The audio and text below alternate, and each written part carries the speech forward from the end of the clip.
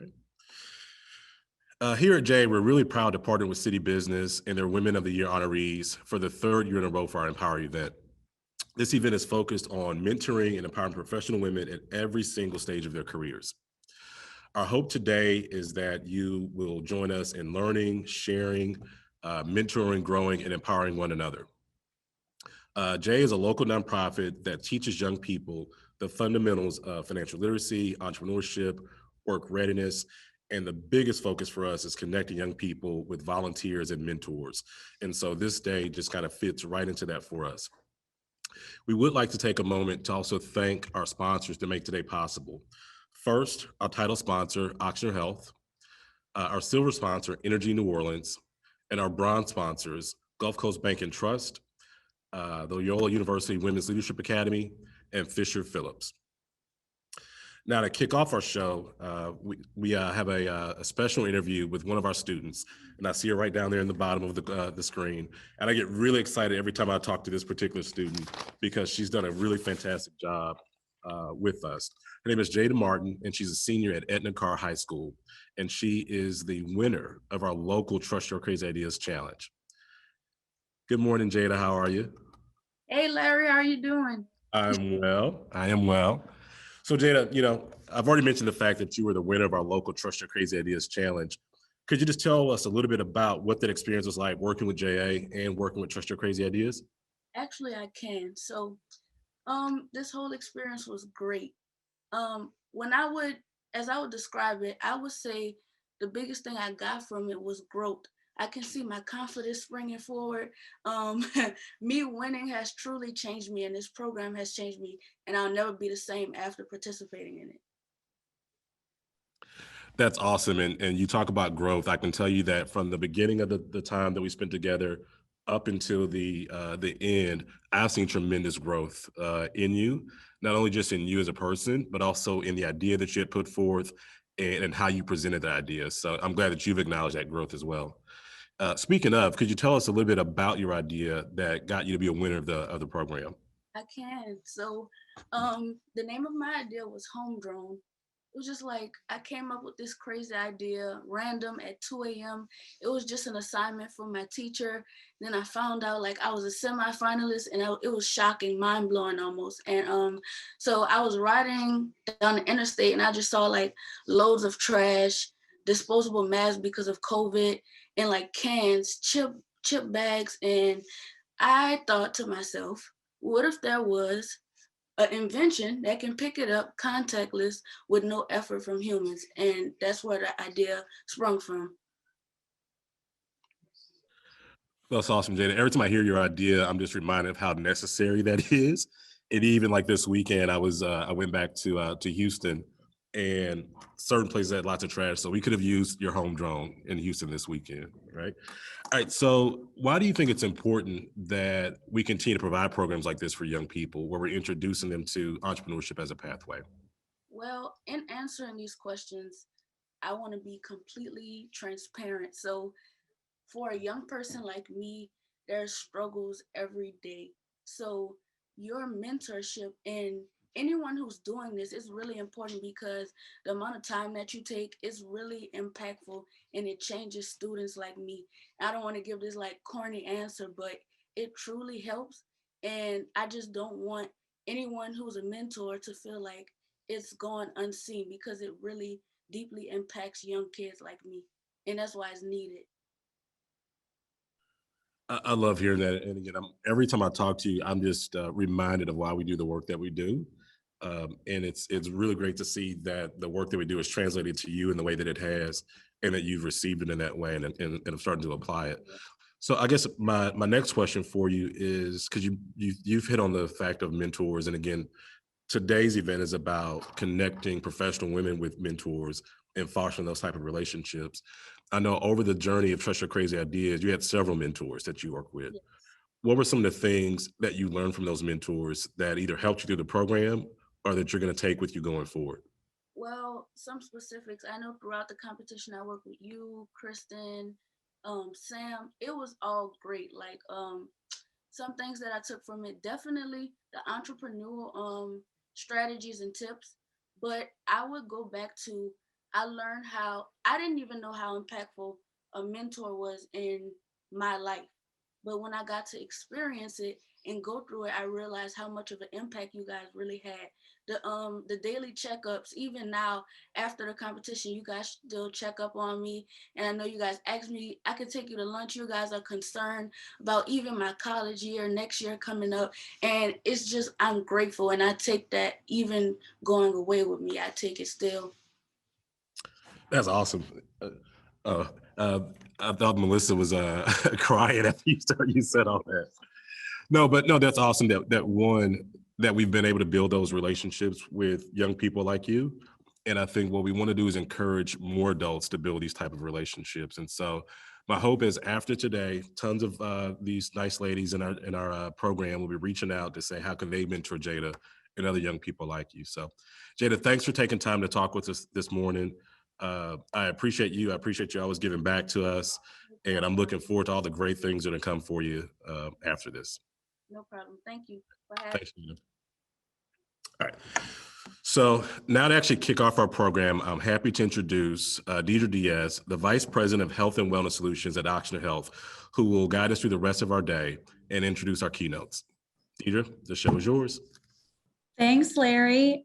And thank you so much, Jada. What a great story. Thanks for sharing with us. So this is our third year together, and I'm just as thrilled to serve as your moderator this year as I have been for the last 2 years. And, you know, with Larry and Melissa and the whole team, every year we say, how can we make this even better? And I have to say, I think we've got an amazing lineup for you this morning. I hope you all are as excited as we are. In addition to my role at Ochsner Health, I'm honored to serve both as a member of the Board of Governors for Junior Achievement, as well as the co-chair for Empower 2021. We have a 2-day event for you all virtually this year, and our agenda is packed with great keynote addresses, mentoring, and a panel of very prominent leaders, all focusing on investing in our future. So our agenda today will start with a keynote address by First Lady Donna Edwards on investing in yourself, followed by our mentor circles led by City Business Women of the Year.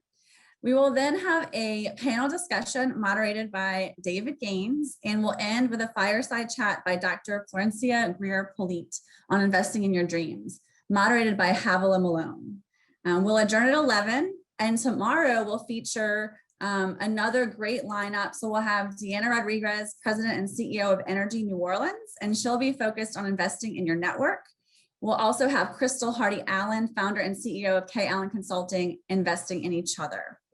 So at any time during the event, please use the Q&A function to submit your questions for our keynote speakers. So we'll leave about 5 minutes at the end of each keynote to address your questions. So with that, I'm so excited to get us kicked off and to introduce our First Lady, Donna Edwards. She has long been active in her community, supporting various civic organizations, schools, and church groups. As our First Lady, she advocates for teachers, public education, music, art, and movement education. An entrepreneur and children's book author, she has published A Bandit in the Mansion series and will soon release the inspirational scripture and prayer desk calendar, God's Daily Grace. It was her deep commitment to serving her community and the state of Louisiana that led to the launch of her blog, Loving Louisiana, and the Louisiana First Foundation in 2017. The Louisiana First Foundation supports 3 causes dear to her heart. Teach MAM, Music, Art, and Movement, is an initiative that encourages Louisiana schools to include the 3 disciplines as part of their curriculum. Louisiana Fosters, which helps connect foster children and parents with local government and faith leaders. And it's through this platform that she started the statewide campaign, One Church, One Family, One Child. Mrs. Edwards, thank you so much. Welcome, and the stage is all yours. Good morning, everyone. And Deidre, thank you so much for the great introduction. It's so nice to be a part of today's exciting event, and it's really great together again, even though we're still virtually, some of us. The last 15 months have been such a big challenge, but today is proof that when we're working together, there isn't anything that we can't accomplish. And while the COVID pandemic is still here, we are in a much better place than we have been in a very long time. And fortunately, we have 3 safe and effective vaccines that are readily available. More than 1.7 million Louisianans have either started or completed the vaccination process, but we do need more. And they are fantastic incentives, including the Shot at a Million campaign. I'm not sure if you heard about that, where there will be 14 vaccinated lucky Louisianans who can win cash prizes and, or possibly, I should say, scholarships. And one adult will win $1 million. And for the youth who are 12 to 17, they can actually win a full ride to a 2 or 4 year college. Cash for college is always a great combination. And to get more information and see the drawing schedule, visit shotatamillion.com. And the registration starts today at noon. Junior achievement, just wanted to make that public announcement from my husband, Governor John Bel Edwards. So it's great once again to say I could be here with you all today. And Junior Achievement of Greater New Orleans is an incredible organization. Your dedication to equipping our young people with the skills they need to build successful lives is so vital.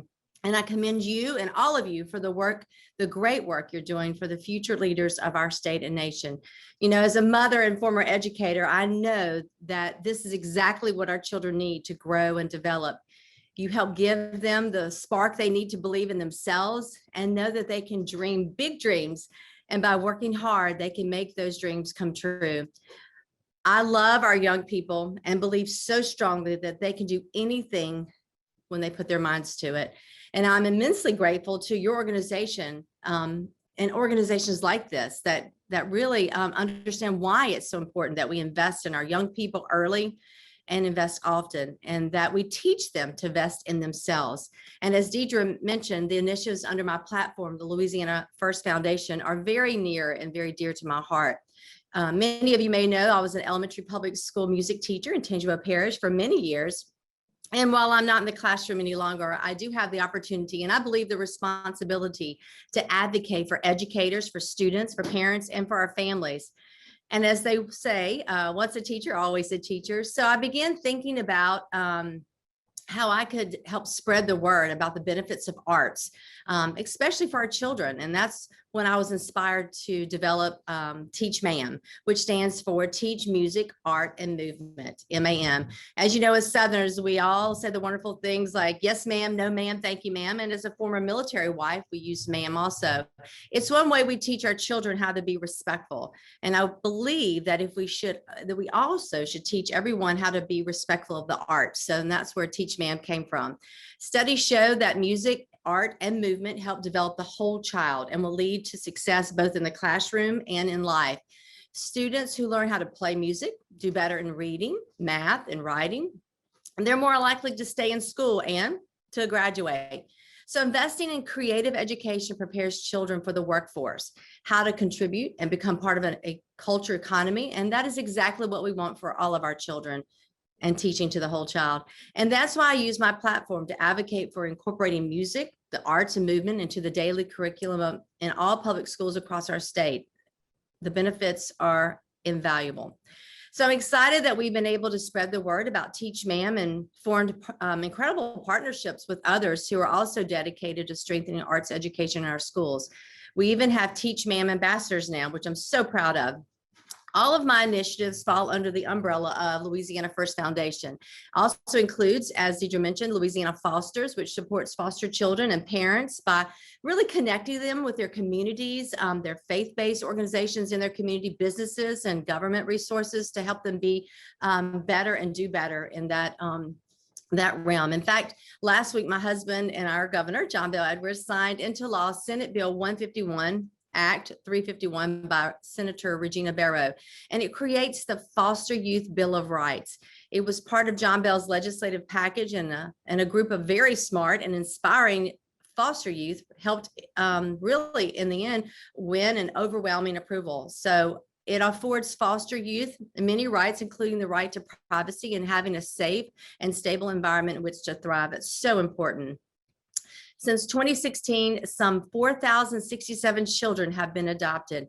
That's despite the current COVID pandemic and multiple hurricanes. And believe it or not, 2020 was the 4th highest adoption total on record for our state. So that's a lot to be excited about. Last year, 756 children from the foster care system found loving, permanent homes, and they included 335 siblings who were adopted together, which is so important and such so often so hard to make happen. 66 teens, another important number, and more than 125 children and youth adoptions were finalized through, you guessed it, Zoom, just like our meeting today. And that proves that no obstacle is hard if we work together and we act with love. Each month, there are about 3,500 children in foster care. And when I found out there's at least 3,500 churches in our state, I started thinking about how we could work with our churches to help our children. And after talking with several people and praying about it, I created One Church, One Family, One Child initiative. So the goal is to encourage our churches to wrap themselves around a foster family, and that foster family go through the process of becoming, a foster family, and then take in that child or those siblings, and then that church wrap themselves around that family. That's something that's already happening around our state. We're not trying to reinvent the wheel. We're just trying to really pull our resources and our information and gather people and to really talk about how our churches can be involved in that. So I'm so grateful of how it's been received. And although I'm not surprised that churches across our state have been stepping up to the plate, and they will continue to step up. It's important to note that most children in foster care do return to their families after their parents receive supportive services to address the issues that cause the children to go into care. In 2020, more than 1,700 children were reunited with their families. And this is so important because we all want to go back home, don't we? And for all of our parents who are with us, and really, I think everyone here would agree that even our 18-year-olds still need adults that they can turn to guide them, support them, and love them. And that's why I'm so proud that we have established a program that extends foster care to age 21. Huge, huge for our state.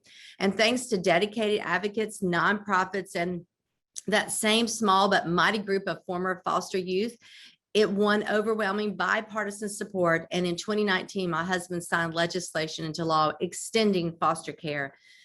Not only does it allow you to continue in foster care until age 21, it has a comeback clause, which is so important. And it welcomes them back if they decide that, hey, maybe I don't want to be a part of this, but after going through a year by themselves, they realize, hey, I do need some help. I do need some support. So that's so important. 254 youth aged 18 to 21 participated in the program last year. Another important issue that is part of my platform is ending human sex trafficking, something John Bell and I are both very passionate about. And our mission is really twofold: to enact policies and harsher penalties for the perpetrators and to help the survivors restore their lives. So important. And I'm not sure how much you know about human trafficking, but it's a horrific crime, and no one person or community is immune. It's everywhere from small towns like our hometown of Amite to big cities and even places in between. And it's important that we know more about it. People in all states and in all races, political parties, genders, ages, faiths, across the board are impacted. And according to International Labor Organization, profits are estimated at $150 billion a year. That's billion, B. Last year in Louisiana, there were 759 confirmed and high-risk human trafficking victims reported to the Department of Children and Family Services. Of these, the overwhelming majority were victims of sex trafficking. More than 90% were female. Nearly 70% were juveniles. Victims were from the age of 2 to 59 years old. So it's just unbelievable that this is happening right here in our home state. And we're trying to get the message out about what we can do, what you can do. And I remain hopeful that we will prevail in saving lives. I'm very proud of all that John Bell and his administration and state lawmakers are doing to make this a reality in helping these victims. Excuse me. During the legislative session that just ended, he signed into law Senate Bill 170, Act 352 by Senator Ronnie Johns, that recreates the Governor's Office of Human Trafficking and Prevention. This is going to be so very important to continuing to understand the services that our survivors need. In 2016, Shared Hope International ranked Louisiana #1 in the nation for its laws against trafficking. And because of the global pandemic, we had to quarantine and isolate, which you're all aware of. which unfortunately may have exposed more children and our more youth to sexual predators in their own homes and specifically online.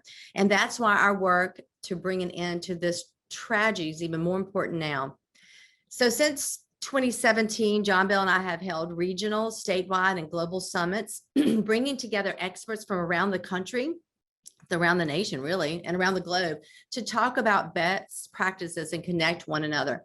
In 2018, we helped launch a place called Metanoia Manor, which is the first of its kind. It's a safe haven for girls who have been traumatized. They're taken off the streets and brought to this home and go through the process of healing. So I volunteered before the pandemic with a lot of these survivors, listen to their stories and help them, give them hope, and really use my music in a way of connecting and creating a safe place for them. So earlier this year, my foundation held our second global virtual global human sex trafficking prevention summit. So we brought together first spouses. So if you're a governor, you have a first spouse, whether it's a female governor or a male governor. And so I invited all those first spouses across our country, international leaders from other national, state, and local providers and organizations to come together on a virtual platform to discuss best practices that we are using here in Louisiana and across our country and ways to recognize human trafficking. I was honored to have first spouses from Alaska, Arkansas, Indiana, Kentucky, Maryland, Massachusetts, Mississippi, Nebraska, South Carolina, Tennessee, and Texas. So we had probably this last summit, we had more than 330 participants from 18 states and also including Australia and Rome. So since then, because of the drive and the attention to this and the groups that are forming, we formed something called the National Coalition Against Human Trafficking and are planning to hold the first event next year. And John Bell and I are going to launch a statewide public awareness campaign called Not for Sale Louisiana. And we want to educate boys, girls, and women about the predators who are out there and demand that these exploiters stop selling our children and our youth. We want to make sure all citizens of our state really know how to report suspicious activity and how to recognize the signs of trafficking. We have made great strides in our state, but there is so much work still to do. And through all of my initiatives, I'm investing in women, children, and families of Louisiana, and they're worth it. And that's how we keep moving forward. And that's why we need to teach our young people how to be critical thinkers, to always have a thirst of knowledge, and to take advantage of every opportunity to invest in themselves in order to have a productive and a healthy life. Because these young people are our future leaders. We say that all the time, that our children are our future, but we have to believe in it by giving back to them like you all are doing today. And just like we're counting on them to become better citizens and making Louisiana better, they are counting on us to keep advocating on their behalf. So let's all keep working together, investing in our children and empowering them to be the best they can be.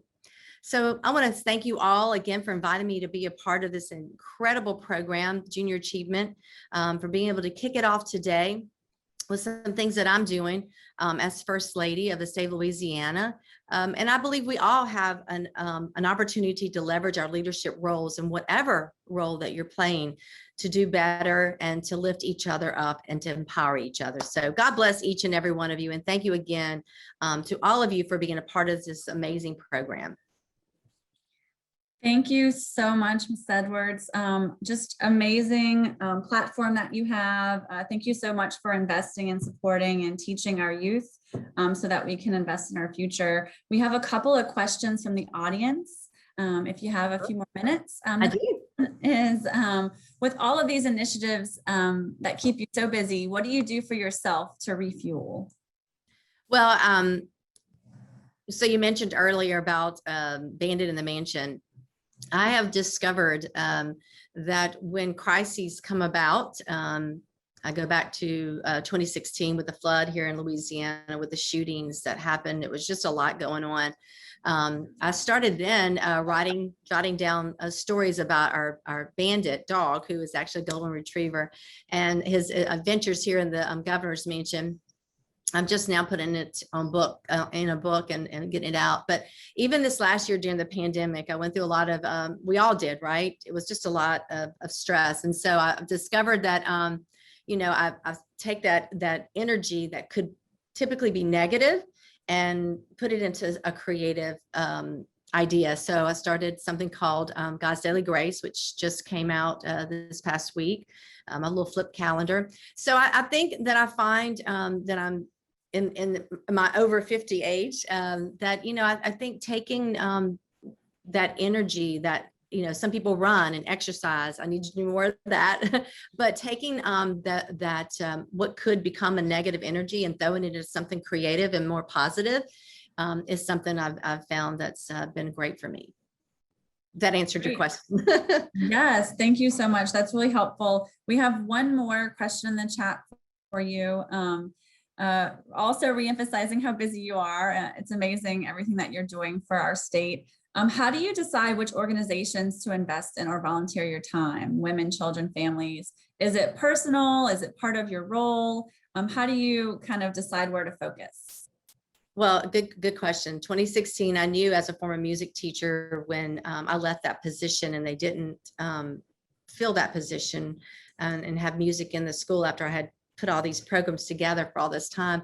I knew that I wanted to figure out how to bring attention to the need for teaching to the whole child, music, art, movement, because not all of us are academically minded. Some of us are creative minded, and some of us are both. So we need to teach to the whole child. So I knew that was something I wanted to go into. So I started really, that was a love. And then I met with Department of Children and Family Services and said to Secretary Marquita Walter, I said, what can I do to help you with children? Because that's really a passion, is helping children. And then that's when I got involved in foster care. And human sex trafficking is nothing I ever heard of, never even knew about as First Lady, and it found me. And oddly enough, a lot of children at the time who were aging out of our system were falling prey to being trafficked on the streets. And so those two kind of just started becoming an issue with me, and they crossed the lines most often. So I just, those are things, and after 3, I was like, okay, I got to focus on these 3, and so my initiatives now, even though they're somewhat different, they're all about children. And I think when we invest in our children, invest in our future, we can only do better. So.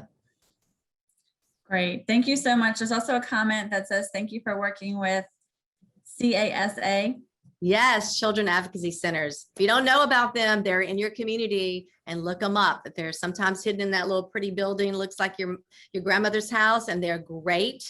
And they do amazing work for our children in so many levels. I mean, I could go on and on about Children Advocacy Centers. And so that they also work with foster children and human trafficked children. And so they do amazing work for our families. See, I'm gonna start talking about them. But anyway, look them up. They're a great organization. Wonderful. Well, thank you so much again for being here with us this morning. Thank you. Appreciate it. Yes. Great. Bye. Thank you. Good luck.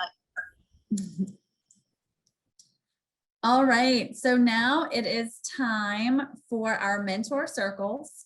So as Larry mentioned earlier this morning, mentoring is at the core of this event. And this morning we have some amazing women in each breakout room to lead our mentor circles. These leaders are leaders in their industry and have an abundance of knowledge and experiences to share with you. So please use this time to really dive into the discussion topics, share your experiences, and most importantly, make some lasting connections. So this session will focus on investing in yourself and investing in your dreams. So the questions will be tailored to those topics. It will last until 10 a.m. So enjoy your time together. You can use the link that was sent to you in the email, and we've also put it in the chat for you to get into the breakout rooms. And remember, after the mentor circles, you're going to want to come back to the main webinar session so that you can see the remainder of our content for this morning. So thank you so much, and we will see you guys in 30 minutes.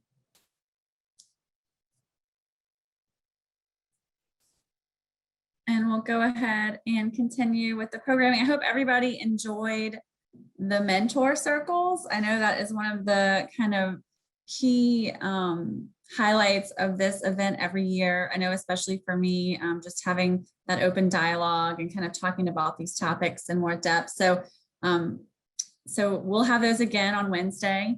And we're ready to continue with our panel discussion. So I know we will have David Gaines as our moderator, and I'm really excited to introduce David. He's the CEO of the Health and Wellness Solutions Division and the Senior Vice President of Public Affairs with Ochsner Health, and he is our moderator today for the panel. David joined Ochsner in 2010. I have the honor of working with David to lead our Health and Wellness Division, which includes our outpatient therapy, fitness, vision, concierge and executive health, home medical, and a number of preventative and wellness services. David also oversees all of our local, state, and federal government affairs, as well as our marketing, communications, public relations, and community outreach areas for the entire Ochsner Health.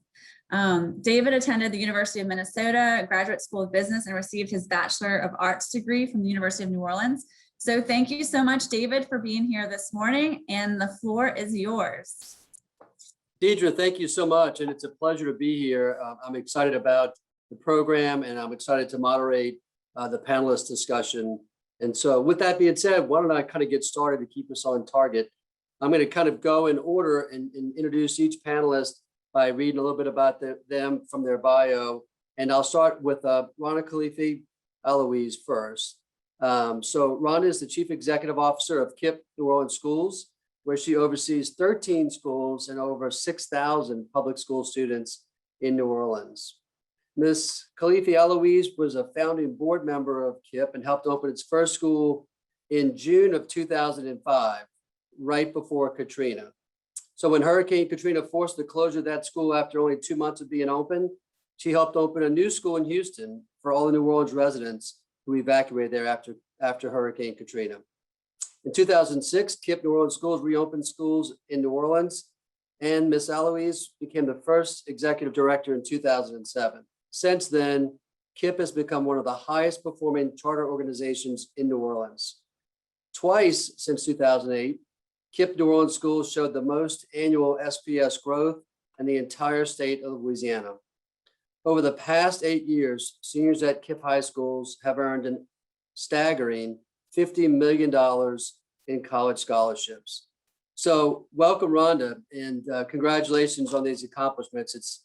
It's really amazing to read that and think about what the journey you've been on since 2005 until today. So we're delighted to have you join us. I'm going to ask you a couple of questions, and so at your convenience, you can unmute yourself. And the first question is really about investing in yourself. You're exposed to high schoolers every day, and they're very resilient, and we recognize that in students. What do you think that we as adults, especially on the heels of the pandemic, and that you went through Katrina, so you've been through these really trying moments where it tests our resiliency. What do you think we can learn from kids on resiliency? Thank you for having me today. Great to be with everyone. It's a really great question, and I'm excited to actually answer it. I think being around young people every day has been such a highlight, especially during such dark times over the past year. I think if I had to boil it down, I would say curiosity. I think students, by nature of their age and stage in life, despite all that we've been through, are still curious about the world, still have not made their minds up about lots of things that we as adults have very much made our minds up about, and I think are in fact in a very polarized context right now. And it's important, I think, for all of us to remember that most kids, teenagers, high school students, kids younger than that, have not yet become polarized or definitive or decided about their world. And that's a good thing for all of us, because it means there's room to change and shift the world that we're living in. And so I think we absolutely just have to look at kids and share the curiosity that they still bring to the world, especially right now. That's terrific. Thank you. So speaking of curiosity, let's talk a little bit about investing in dreams. And in my view, and watching what Kip's done, you've been a dream maker for a while yet. So congratulations on that. You know, when I think about your leadership in the past 8 years, and I read it again, and I had to keep rereading it this morning, seniors at KIPP schools have earned $50 million in college scholarships, which, as I said in the intro, is just, it sort of blows your mind a little bit. You've prompted curiosity, you've fostered resilience, yet you've kept people really focused on investing in their dreams.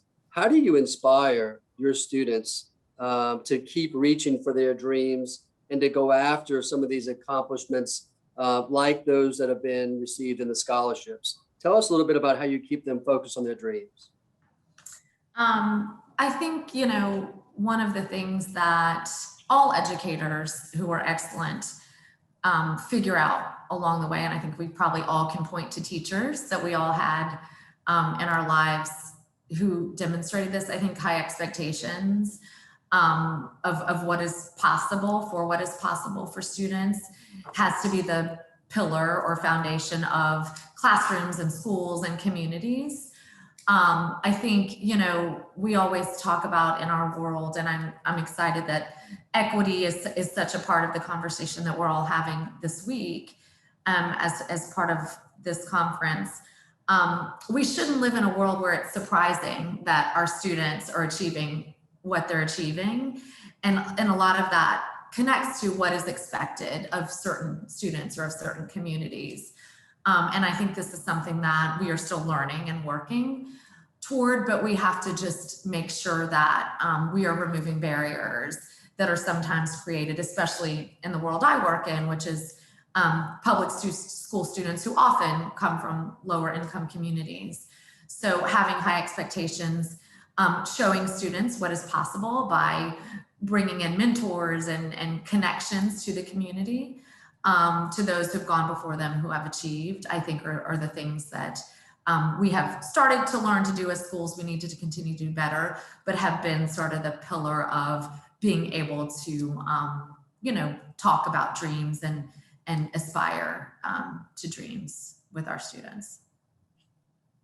So fantastic. You talked about the diverse communities that you have students that represent. And so maybe I'll talk a little bit about invest in each other.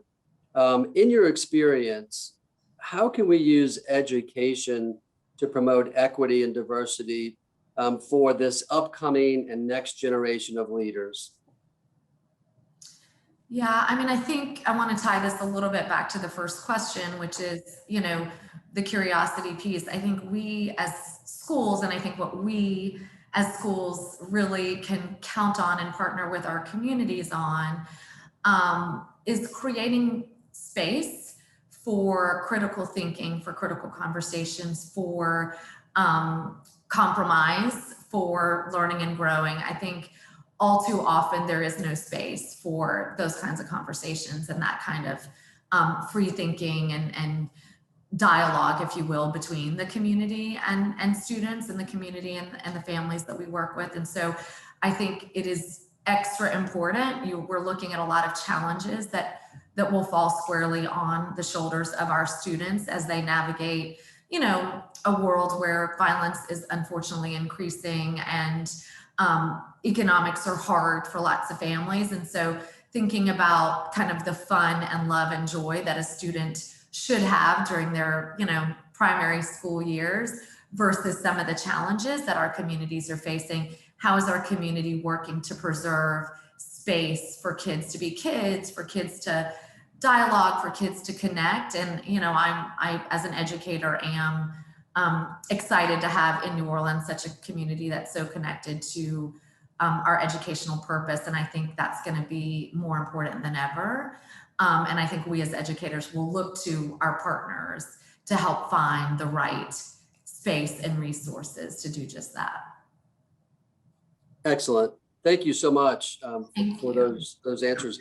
I'm going to kind of introduce each panelist now as I kind of roll through some questions just to sort of keep it fresh.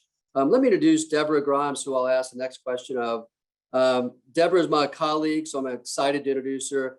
She received a Bachelor of Science in Nursing from UAB and worked as a registered nurse there for 10 years.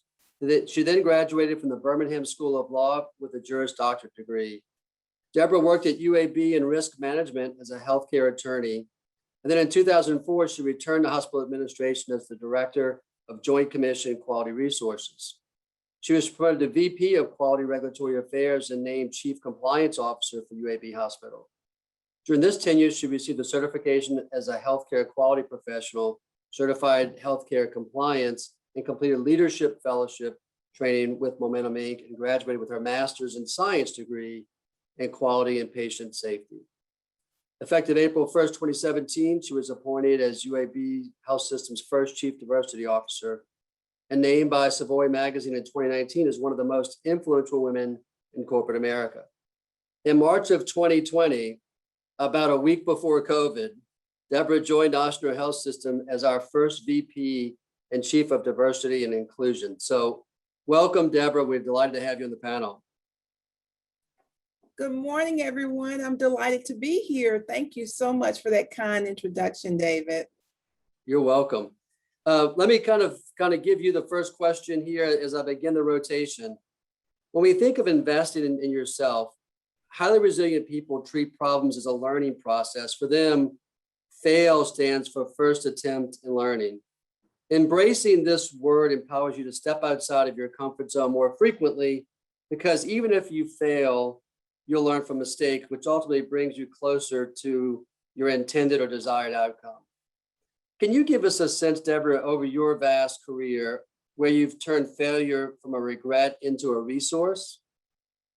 Yeah, that's a great question, David. I think, there are many failures, but I tend to, when I reflected on that question, one of the failures that I regret is having to deal with what I say crucial conversations with one of your employees. A lot of times, especially when you're in leadership roles, you want to give people the benefit of the doubt, and you want to really work with people to better themselves. And one of the times that I reflect on this question of delaying or failure to address an issue was early on when I was a new director. I inherited a team of people, and I did what you do. You evaluate and you assess the situation, you engage and you coach. And then probably after a year, I knew that I needed to make some structure changes. And I delayed those changes for about 6 to 9 months post knowing that I needed to make the changes. In hindsight, I probably should have really stepped back and said, do I have the objective data? Have I thoroughly vetted all of the information? And once I had determined that it was time to make the changes, I probably should have made the changes then. And by delaying it, it wasn't fair to the couple of people that needed to change. And it also wasn't fair to the people who had to endure some of that dysfunction because of my delay. And I really, what I learned with that over time when I reflected on the situation, I've often reminded myself, is that generally when it's time to make a decision and you have all of the objective data and you've really have evaluated the situation in a fair manner, delaying the conflict is not going to cause the conflict to go away. And now that I'm a little more seasoned, I really believe that making a decision in a timely manner is extremely important. And embracing the conflict, not for the sake of conflict, but for the sake of resolution, is also important. And so I think that made me a better leader because I owned that with the people that I served, and I also owned my delay with my boss when I had to go in and explain why we were living with that dysfunction. And I really learned from that as a leader. And I learned that on a personal level too. Conflict is inevitable. It's going to happen in business. It's going to happen in your personal life, but it's how you address that conflict and how you seek to make a resolution and move forward. That's really what matters. Wow, thank you. That was a comprehensive and intriguing answer. Thank you so much. I'm going to continue to introduce the other panelists and ask another question. Let me go next to Mandry Landry, who's the state representative for District 91. Representative Landry grew up in a working class home in New Orleans and is the first person in her family to graduate from college. She's been a lawyer and an advocate for others for over 15 years and was elected in 2019 as a first-time candidate, quite an accomplishment. As a legislator, it's important to her to ensure that all voices are represented in the Capitol. And so she's someone else that I get to work with, especially during session. And so Representative Landry, in watching you work so effectively as a legislator, one of the things that I've noticed is that really good legislators have a good network. And it seems as though you've invested in working across the aisle. Some people are natural networkers. And for those of us who are not, what advice would you give on how to build a network that's helped you to be effective and helped you achieve your goals? Hey everyone, thanks for having me and good to see you again, David, and to meet some of y'all. Very happy to be here. We just ended the legislative session.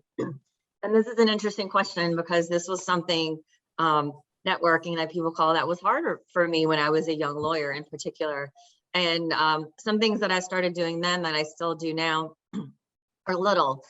Just if you are nervous about something, you have to show up. You just have to go and you have to talk to one person.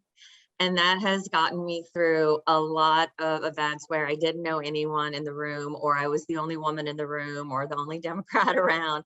And you just have to sit and talk to one person and get yourself comfortable, and it goes from there. But something that really helps me in terms of reaching out to the community when I'm in Baton Rouge is to sort of just do things naturally. When I have a question or I'm wondering about a topic, I sometimes just go to a friend. It's good that we have all these experts available to us, but a lot of people, you know, they're on a different wavelength or they come from a different perspective. And sometimes just speaking to someone that I knew in my real life, or know from my neighborhood, know from my neighborhood will get you started on the path to where you need to go. Because sometimes they will say, oh, you know who's good at this is so-and-so. I said, I know so-and-so. And I think so much with putting yourself out there is making sure that you are comfortable. You have to make sure that you're comfortable. You have to be brave, but you have to be comfortable with what you're doing. And it might take a few tries to figure out where you belong or who you feel comfortable with, but you have to take care of yourself first. Great. It really takes a lot of perseverance to do that effectively in the Capitol, and you've done a great job of that. So thank you for what you're doing there. Now I'm going to go over to Ms. Voris Vigi, who is the president and CEO of Volunteers of America for Southeast Louisiana. And just a little bit of background about Ms. Vigi. She serves as the president and CEO, as I mentioned, for Volunteers of America for Southeast Louisiana. Prior to her appointment in January of 21, Voris served as executive vice president of program operations, managing more than 28 million in revenue in a 20+ programs serving vulnerable populations in 16 Southeast Louisiana parishes.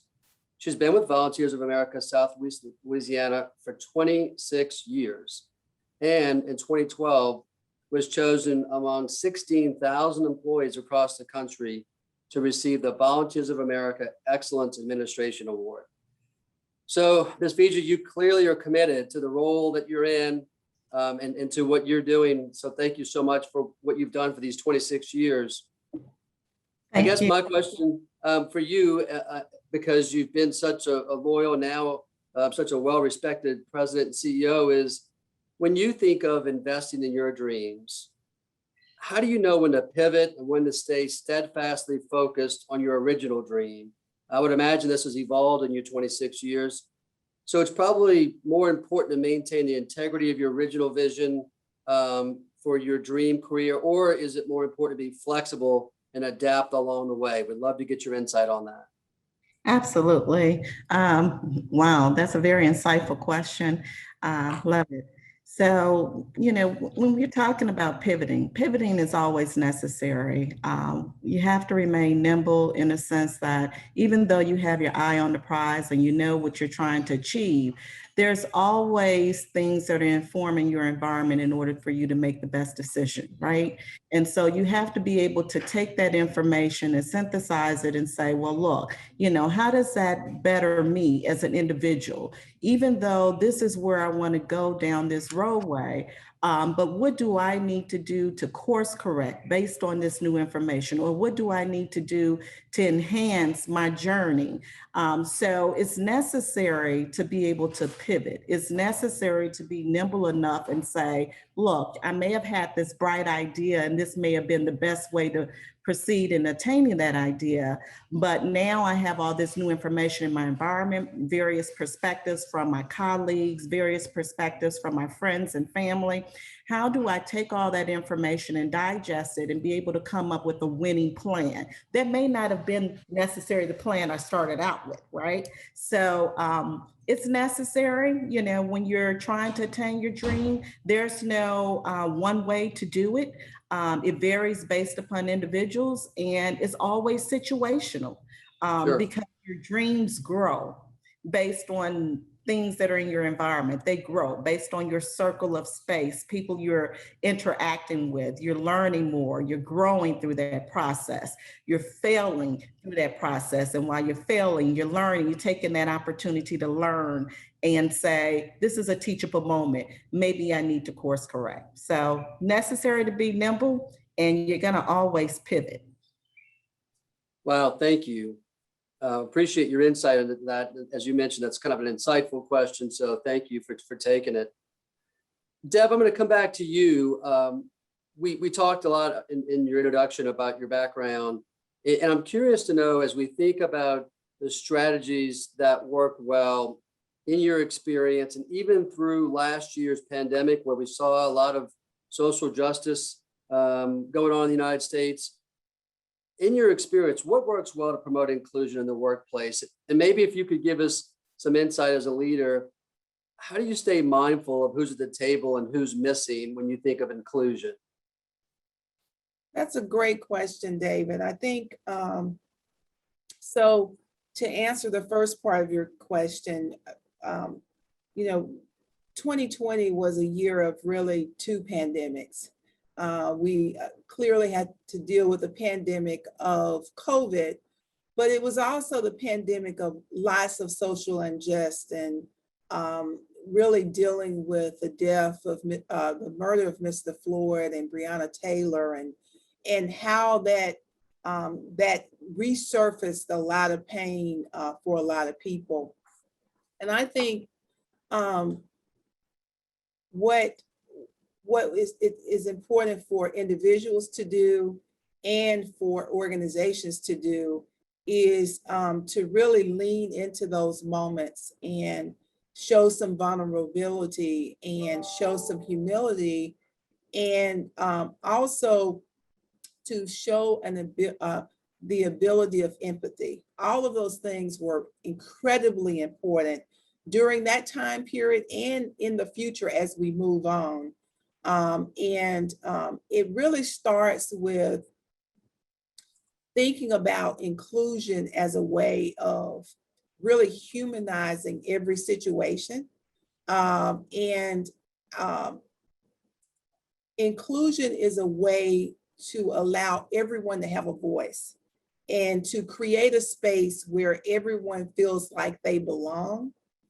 And a lot of times that doesn't happen, or most times it doesn't happen without recognizing the need for it to happen and then creating a strategy for it to happen. And some of the ways that that I utilize it in my own personal leadership style is it can be as simple as at every meeting, making sure that everyone has the ability to speak up. And the ways that you do that is to, as a leader, is to say, you know what, I value everyone's opinion. And you do not have to agree with me to state that opinion. Just saying that sort of level sets and just shows that you really, that you do value your team.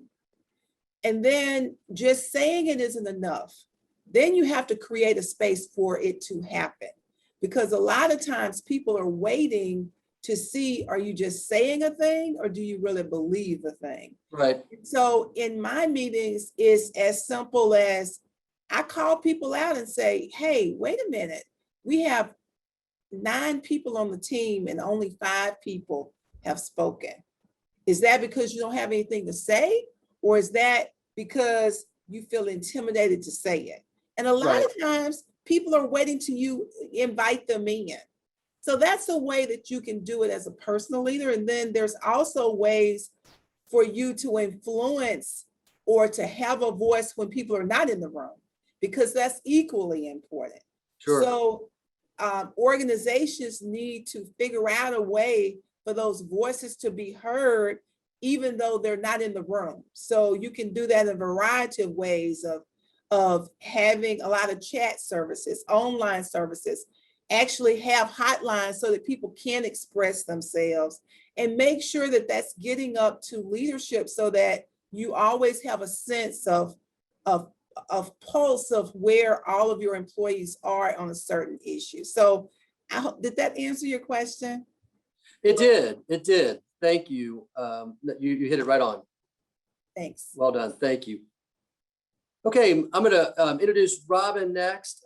Robin Barnes joins us as a New Orleans native, an American singer and a songwriter, a performer, and a city ambassador, carrying the official distinction of the Songbird of New Orleans. Robin was raised in the lower Ninth Ward of New Orleans, surrounded by the smooth sounds of jazz at an early age. As the youngest of 7 children, she quickly made her presence known, playing the tambourine with her father's jazz band at the age of 6. And it was here that she first discovered her growing passion for music. So welcome, Robin. We're glad that you could join us.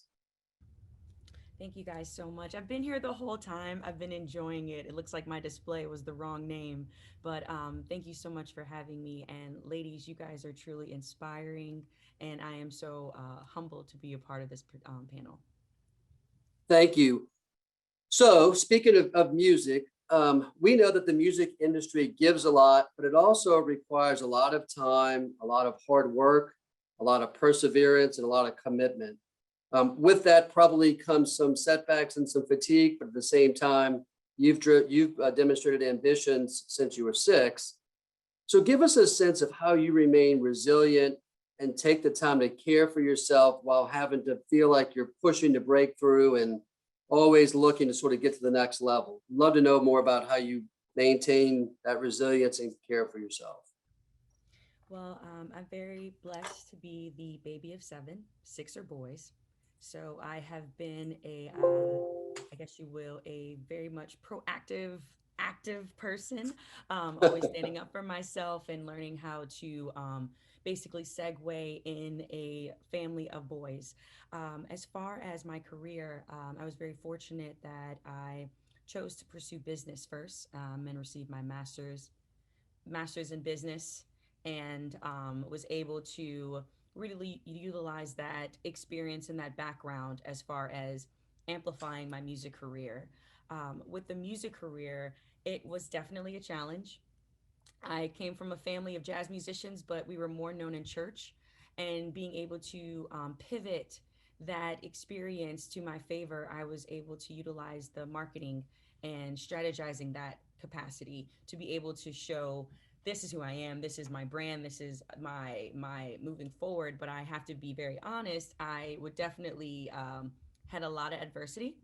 I Yep. had a lot of challenges, especially in the sense of being a female independent artist who did not have a male manager. Really funny story real quick. When I first started, I was noticing that I wasn't getting a lot of replies back from Robin Barnes. So I created an email, very strong name, Mark, and I would email all the same people, the same email, and get amazing replies back. The funny thing is, no one ever noticed when they called Mark, his secretary would answer and Robin Barnes would reply back very immediately. That was my beginning. And, you know, at first I thought it was definitely something I was doing that was very clever, but that also showed me that, first of all, this is something I'm never going to have happen again. I am going to advocate being a strong woman, advocate definitely showing the hard work and ethic that I've been raised to have. But that being said, of course, I have to be very polite and be very Robin, but I'm very much always proactive as far as contracts and business. For my mental health and my emotional health, that is something I'd like to say that no one's perfect. We're all learning as we go. And especially as an entrepreneur and a mother, I am learning that mental health is your best tool for yourself. Being able to take that time to be present with yourself. My number one thing I love to do, and it was a slight positive during the pandemic, was I had no emails, and I would turn off my phone and go for a walk, and it would be so powerful that every time I go for a walk, my husband pointed out to me, every time we walked every day during the pandemic, 5 minutes into the walk, I would say, wow, life is good in the middle of a pandemic. But that tells you being able to let go, being able to be present. I mean, it's the number one thing you can do for your health. Wow, that's fantastic, especially during the pandemic, to think that you were sort of motivated by that and sort of picked yourself up during the pandemic like that. That's an impressive story. Representative Landry, I'm going to come back to you. When I introduced you, and as part of your bio, you let us know that you were the first person in your family to graduate from college and then from law school, and then went on to win a first-time election. So a lot of accomplishments in your career. I'd be curious to know how you turned sort of your ambition and dreams into reality, and what you learned along the way that will inspire others to sort of dream big and know that you can accomplish your dreams if you sort of put your thoughts to it. We'd love to get your feedback on that. Sure, and my answer kind of circles back to the last answer, is knowing yourself and being comfortable with where you are.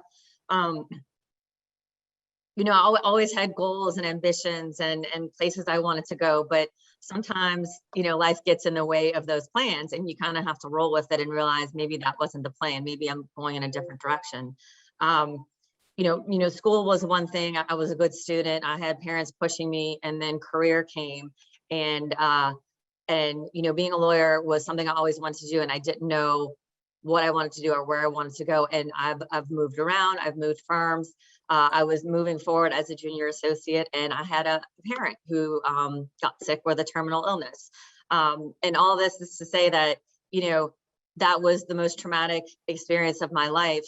And if that hadn't happened and I hadn't moved home, I wouldn't be sitting here talking to y'all today in this role. So I think it's important to just, you know, try not to fight life so much as it throws new challenges at you, and realize, like, this is just a new path I'm going on. This is where I'm supposed to be now. You know, another funny little quirk is, a year before I bought the house where I live now that I represent, I lived in this wonderful house that I was trying to buy from the owner, and she did not want to sell it. So I bought this house, I moved, and, you know, this is the area I represent. Literally 6 months after I moved and bought this house, she sold the house. And it's just one of those little things that shows your life can go in so many different directions, and you don't even realize it at the time what's happening. So I think it's important to just kind of, you know, try to remember who you are and what you like and what you're good at, and not, you know, not fight it so much. Keep your eye on the prize, but know that, you know, life gets in the way. Life just happens sometimes. And it's important to see them that as not as setbacks, but just as changes. Thank you so much. I'm borrowing time here, so probably have time for 2 more questions, and maybe we can do them each in about 2 minutes, if that's okay, just to keep us on schedule. So I'm gonna go to Forrest and then Robin. Forrest, you've in your role, you've reached so many members of underserved communities in your 26 years. How can we learn from what you're doing to make that type of outreach become more viral in our society? You know, this is going to sound cliche, but social media, it has been a phenomenal platform for sharing our story. We impact over 47,000 lives. Volunteers America impacts over 47,000 lives a year. And we've utilized the social media as far as Facebook, LinkedIn, Twitter, Instagram, as well as hosting virtual community forums so folks can learn about what we do. We serve a varying population from birth to elderly, seniors, veterans, folks who are affected by opiates, as well as individuals who are struggling, you know, with their disabilities. And so through this process, we've had these community forums to educate the community. Anyone can participate, and it's online. And it's an opportunity for people to ask questions, for legislators to come to the table, for people who are seeking services for the community to come to the table. And so this has been a way for Volunteers America to share its story, because of folks are very vulnerable nowadays. They're even more vulnerable than they were prior to the pandemic. And this is our way of trying to educate folks and bring them to the table to find meaningful solutions in order to support them. And we don't have all the answers. That's why it's important for us to reach out and do that constant outreach. To get ideas from people who have family members who are suffering with mental health issues and things of that nature, in order to learn from them as well. So our outreach is very, very broad, especially with the 16 parish area we serve.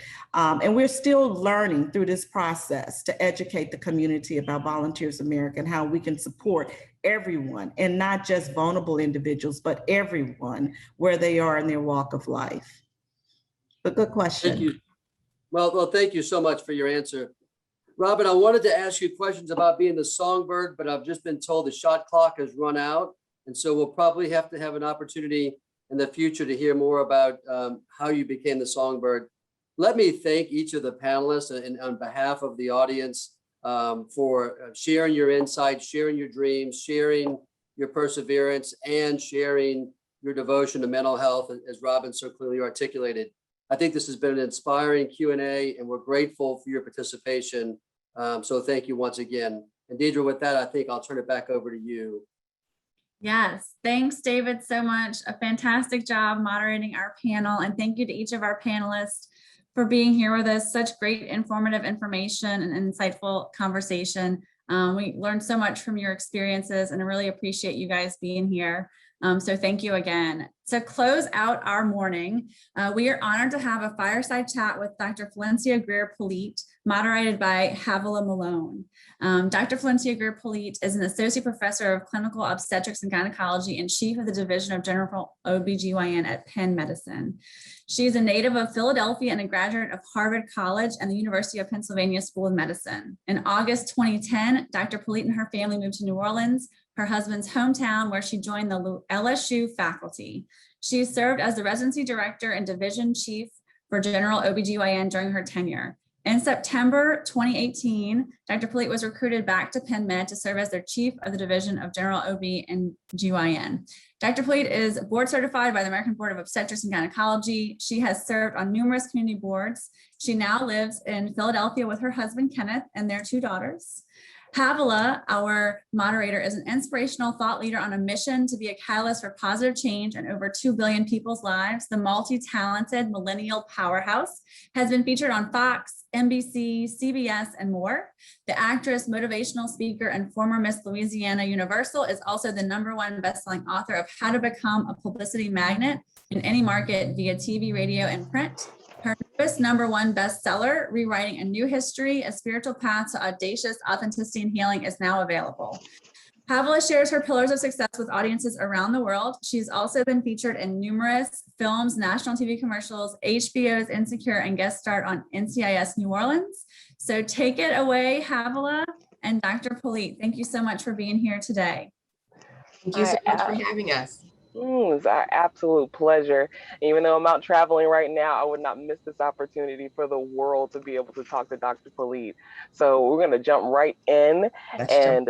Yes. So what does investing in your dreams mean to you?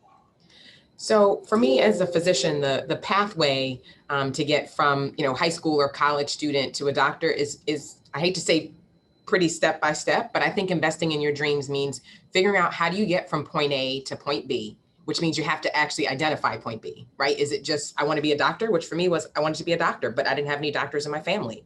So, okay, I got to go through college, I got to go through med school, I have to do residency, but how do I do that successfully so that I got to choose where I wanted to go next? And that meant finding someone who looked like me, who could be a mentor, who could walk me through the process. And at the time, I couldn't actually find someone who looked like me. So I had to find someone who cared enough about the things I cared about. But that's what investing in the dreams means to me. It means identifying that pathway really clearly, figuring out who can help you get from point A to point B along that path, and then figuring out what success actually looks like. I love that because it is about being able to have the vision of what you want and being able to see the people who are doing the things that you want. And even when you don't see them, then maybe you become that example for someone else. And we know that junior achievement is all about inspiring young people and being able to help them get prepared for their future and reaching their highest potential. So what advice would you give to young ones, especially women, on how they can go about investing in their dreams or things that they can do, concrete things that they can do to be able to continue to move forward along the path that's right for them?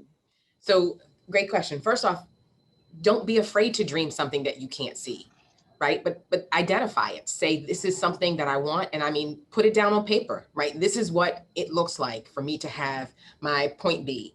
And then to go to leaders at Junior Achievement and say, okay, I've identified this, but there's no one in my life who actually can help me get there, right? Like if I looked around, there was no one in my family, people had gone to college, but no one had actually achieved what I needed and wanted to achieve for myself. They also told me I could totally do it, but they admitted that they weren't necessarily the people who were the most equipped to help me get to that next step. And so my thing would be go to the resources who you have. If it's, your school leaders, if it's Junior Achievement, and to say, I need you all to help me figure out somebody in this particular space, right? If I want to be a record executive, if I want to be a multi-millennial writer, like what is it that I want to do? And can you help identify that person who can just tell me some of the pitfalls that they made and help me figure out how do I actually say for myself, this is what success looks like and how can I actually get there? And I think that's the key, right? You can't be afraid to put a dream on paper that no one else has achieved. You can't be afraid to put on paper something that seems super big and out of the realm of possibility, but you got to start somewhere. And so I do think you have to have that endpoint in mind. And then you got to be willing to put in the work, right? There's no overnight success. We talk about that in every specialty, right? It doesn't matter if it's medicine, law, music, sports. People think overnight successes are created, right? They're not. They're created after months and years of hard work that you didn't see on the back end. Like how hard are you really willing to grind to make that dream a reality? And the truth is some people want shortcuts.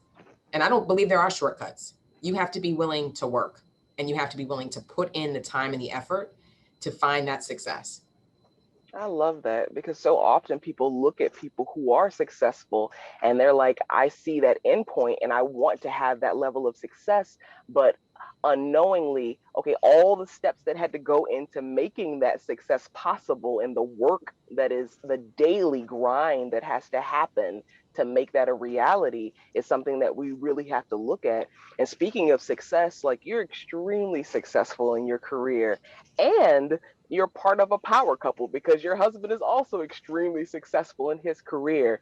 And so when it comes to career and family, we have this conversation a lot of times about balance, which I'm a believer that balance is not the thing that we should be striving for, because even when you think about walking, if you're walking and you are in momentum, you're actually not in balance. Yep. You're constantly out of balance, but that's the only thing that creates motion. So it's more for me about harmony between the things. So how do you, within the dynamic of your relationship and family life and career, create that harmony? And are there any obstacles in relationship to that?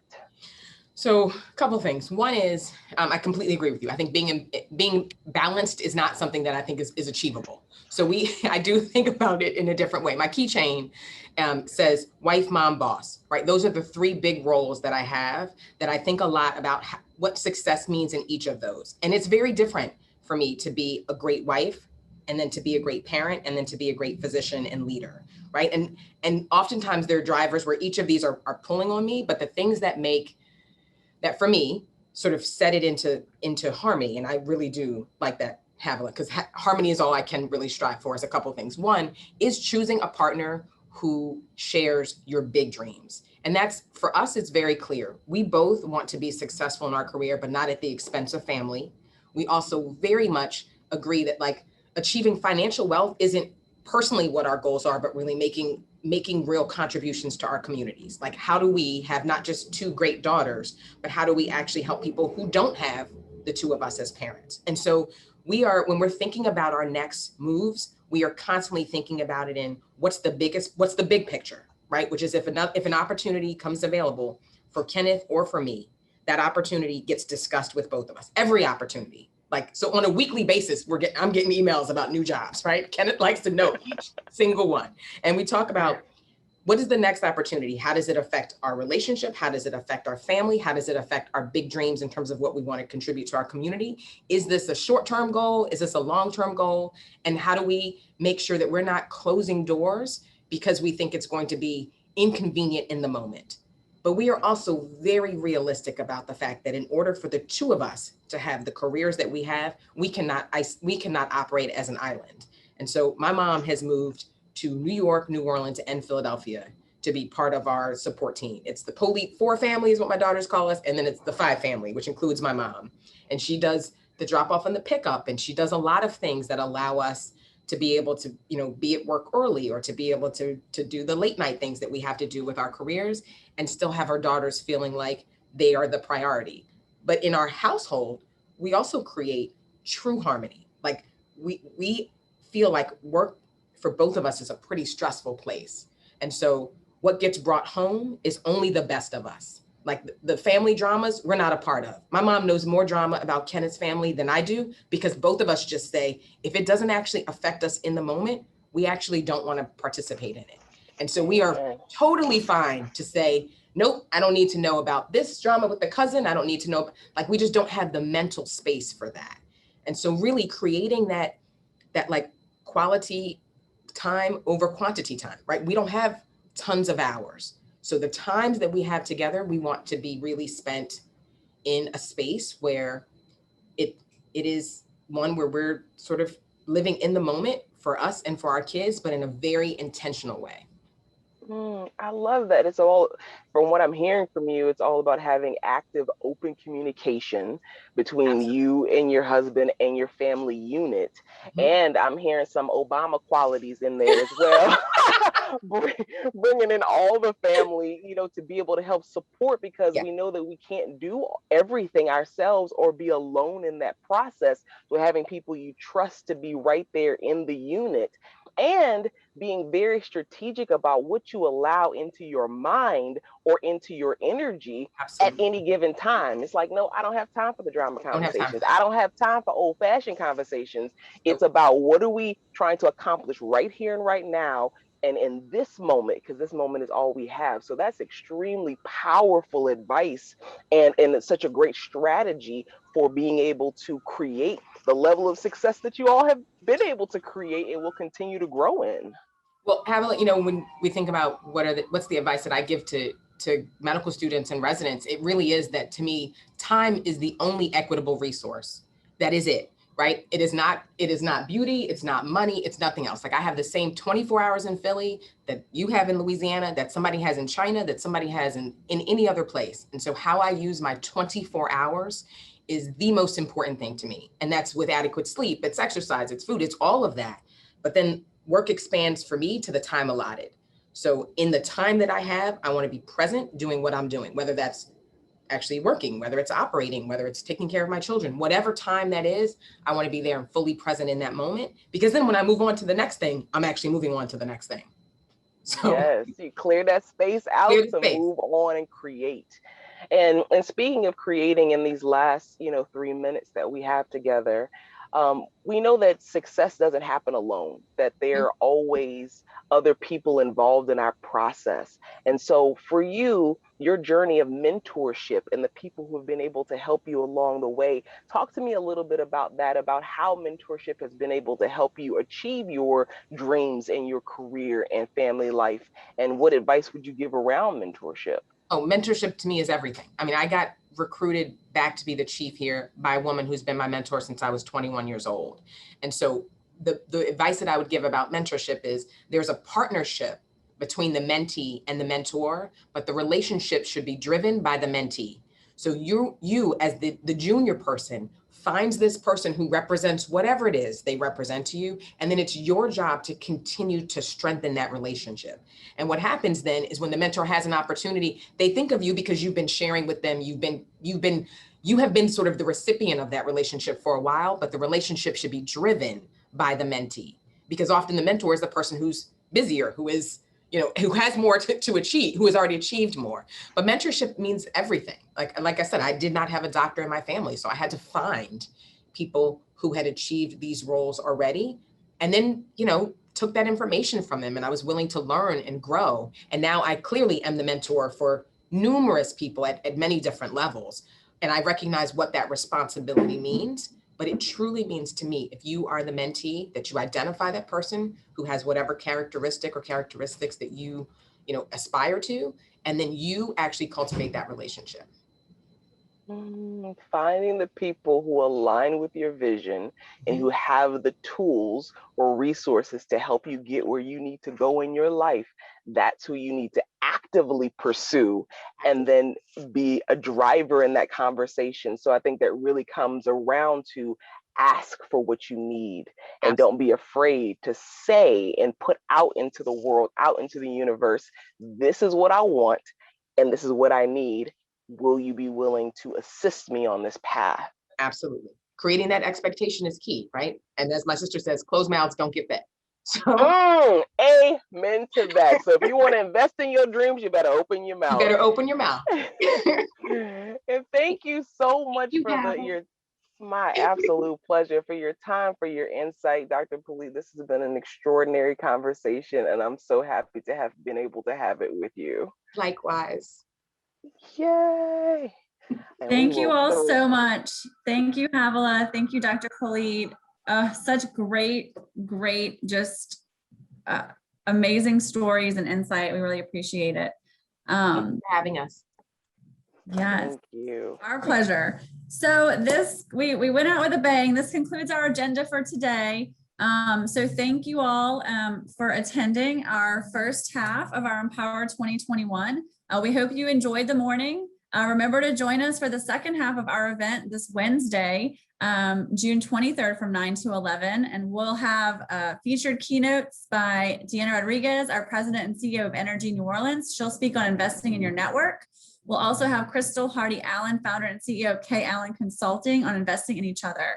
We'll have another great panel, as well as mentor circles. And our panel will feature Delary Rice, Dr. Nigel Giergra, Michelle Johnson, and Sunny LaBoff. So to close us out, please welcome Lisa Blossman, our senior group publisher of New Orleans City Business, to bring us home. Thanks, Lisa. Lisa's on her way.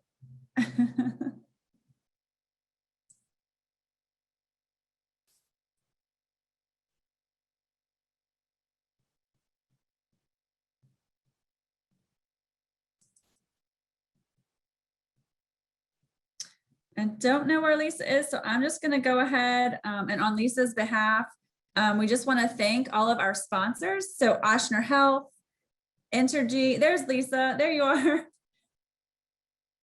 You're muted. Okay, let's see. There we go. Okay, awesome. Thanks, Lisa. Okay, can you guys hear me?